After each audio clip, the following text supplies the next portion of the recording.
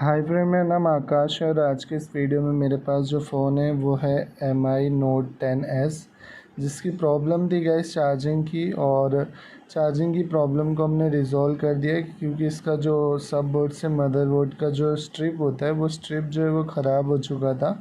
तो इसकी प्रॉब्लम जो है वो सॉल्व हो चुकी है। लेकिन मैं यहाँ पे आपको जो है ना सारी इन्फॉर्मेशन देने वाला हूँ कि किसके बिहाफ पे आप जो है वो MI 10s जो है इसकी चार्जिंग की प्रॉब्लम को रिज़ॉल्व कर सकते हो। उसके अलावा ID पे या थर्मल पे या वी बैट पे कितना भी वोल्टेज जो है वो मिलना ज़रूरी है, वो सारी इन्फॉर्मेशन इस वीडियो में दूंगा। तो वीडियो को एंड तक ज़रूर देखना। अगर आप एंड तक देखोगे तो मेरा दावा है कि आप कुछ ना कुछ ज़रूर समझ पाओगे। तो यहाँ पे सबसे पहले हम जो है वो चेक कर लेते हैं। तो देखिए, मदरबोर्ड पे जो इनपुट वोल्टेज है वो कितना मिल रहा है वो मैं आपको दिखाता हूँ। चार्जर एक बार फिर से प्लग कर लेते हैं और उसके बाद फिर से मैं यहाँ पे दिखाता हूँ, जो कि 4.9 या 5 पॉइंट के आसपास होना चाहिए।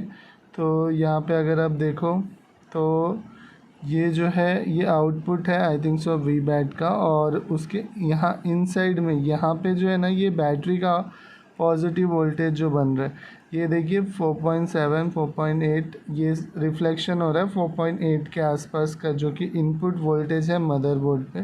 तो अगर आपके पास भी कोई फ़ोन आता है तो आपको जस्ट टिकली के जो स्ट्रिप लगी हुई है उसके नीचे की टिकली पे टेस्ट पॉइंट जो है वहाँ पे आपको 5 वोल्ट के आसपास यानी 4.9 जो है वो मिलते रहना चाहिए। रिफ्लेक्शन नहीं होना चाहिए, कम ज़्यादा नहीं होनी चाहिए। वेरिएशन बैटरी कनेक्टर पे हो वो चलता है, बट इनपुट वोल्टेज में वेरिएशन नहीं होना चाहिए। अगर इनपुट वोल्टेज में वेरिएशन हो रहा है तो ऐसे फ़ोन में बैटरी के एरर का प्रॉब्लम बन सकता है या फिर और प्रॉब्लम आ सकती है। जैसे यहाँ पे अभी आप देखो 4.9 जो है वो सफिशेंट आ रहा है। मैंने चार्जर जो है वो दूसरा लगाया गाइस, जो मतलब सनशाइन में था मेरा, ये 6 पोर्ट का जो चार्जर था उससे निकाल के अभी जो है वो मैंने अपने DC पावर सप्लाई पे लगाया, जिस पे इनपुट वोल्टेज मैं दे रहा हूँ। तो यहाँ पे प्रॉपर जो है अगर आप देखो तो ये फिर से दिखाता हूँ मैं आपको, छोड़ पकड़ रहा है। एक्टिव बोर्ड पे टेस्ट करना यही मुश्किल होता है गैस। देखिए 4.9 जो है ये प्रॉपर यहाँ पे बन रहा है, ठीक है। तो इतना चार्जिंग के लिए जो है वो सफिशिएंट है। अब इसका चार्जिंग सेक्शन जो दिया हुआ है वो जस्ट इसके पीछे दिया हुआ है यहाँ पे। तो यहाँ पे अगर आपको देखो साइड में मैं व्यू दे रहा हूँ, वहाँ पे भी आप देख सकते हो।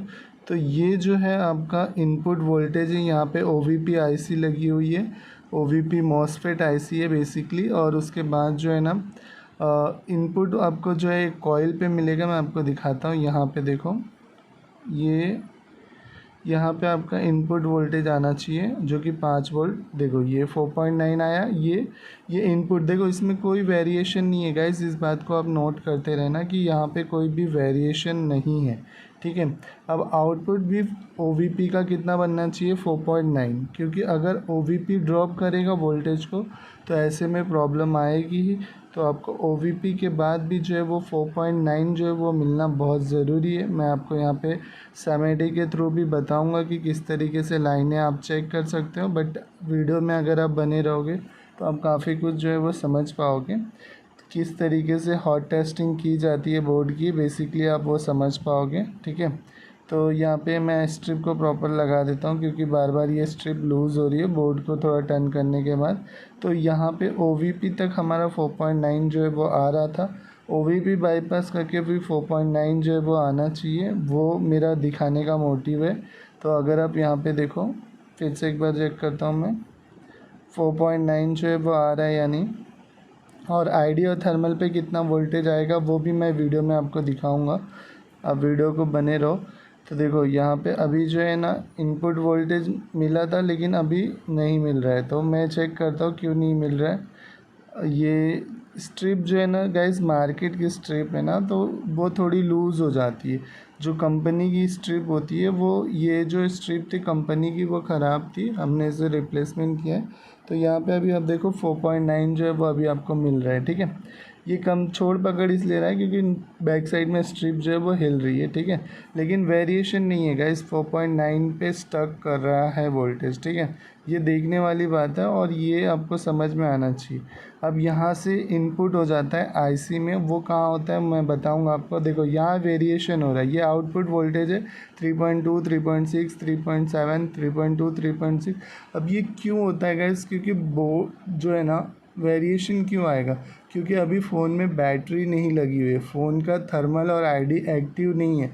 ये पता नहीं है फ़ोन को कि कितना वोल्टेज उसे निकालना है, क्योंकि जाहिर सी बात है जब बोर्ड जो होता है 4.2 तब निकालता है जब बैटरी एकदम कम चार्ज होती है। जैसे जैसे बैटरी चार्ज होते जाती है वैसे वैसे वो वोल्टेज को ड्रॉप करते जाता है। ये एक एनालिसिस सर्किट है जिससे समझना बहुत ज़रूरी है।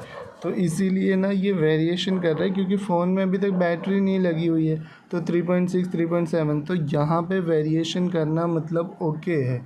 बहुत सारे गाइस जो है ना मतलब पुराने फ़ोन थे जिनमें ऐसी सर्किट्स नहीं होती थी, लेकिन लेटेस्ट में आपको ये चीज़ें भी समझना बहुत ज़रूरी है। ये एक्टिव फ़ोन पे मैं इसलिए आपको दिखा रहा हूँ क्योंकि ये बहुत यूज़फुल है। देखो 3.6, 3.2, 3.5 वेरिएशन आ रहा है।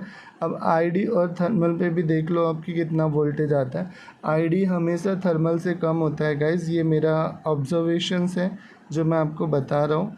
तो इसीलिए अगर आप देखो यहाँ पे जब भी आप देखो तो ये आपका जो है 2.7, तो ये थर्मल होगा आई थिंक शो।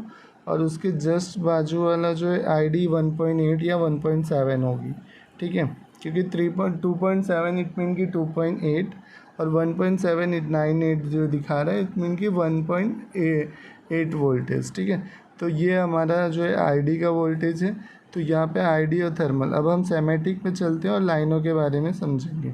तो देखिए ये है बोर्नियो सेमेटिक टूल जिसे हम यूज़ कर रहे हैं, तो फुल क्रेडिट है गाइस। और उसके बाद जो है ना यहाँ पे आप देखो तो मैंने बताया था पॉजिटिव के बाजू वाला थर्मल जो कि 2.7 मतलब 2.8 था, उसके बाजू वाला आईडी और फिर ग्राउंड। ये चीज़ें आपको यहाँ पे नोट हो रही होगी। इनपुट वोल्टेज हमारा स्ट्रिप के बाजू में है जो कि वी बस यूएसबी वी बस लिखा हुआ है। तो वहाँ पे उस टेस्ट पॉइंट पे हमें जो है वो 5 वोल्ट जो है वो मिल रहा था, 4.9 के आसपास का वोल्टेज था। तो इट मीन की 5 वोल्ट हमारा वहाँ तक बन रहा था रेड वाला, ठीक है। उसके अलावा DPDM जो है वो अलग अलग तरीके से यूज़ होता है, हम इन फ्यूचर बात करेंगे DPDM पे। उसके बाद देखिए यहाँ पे OVP सेक्शन मॉसफेट IC दी हुई है। तो यहाँ पे भी ये कैपेसिटर है और उसके बाद नीचे एक कॉइल लगी हुई है सीरीज़ में। तो वो कॉइल पे आपका जो है ना 5 वोल्टेज इन होना चाहिए। उसके बाद आउट होके फिर आईसी की फर्स्ट बॉल पे आपका जो है इन होता है। यहाँ पे जो भी आईसी लगी हो आप देख लेना, PMI लगी होगी बेसिकली। और उसके बाद VBAT से आपका आउटपुट होता है जो कि आउटपुट यहाँ पे कैपेसिटर लगा हुआ है उससे, ठीक है। तो उम्मीद है आपको वीडियो अच्छी लगी होगी।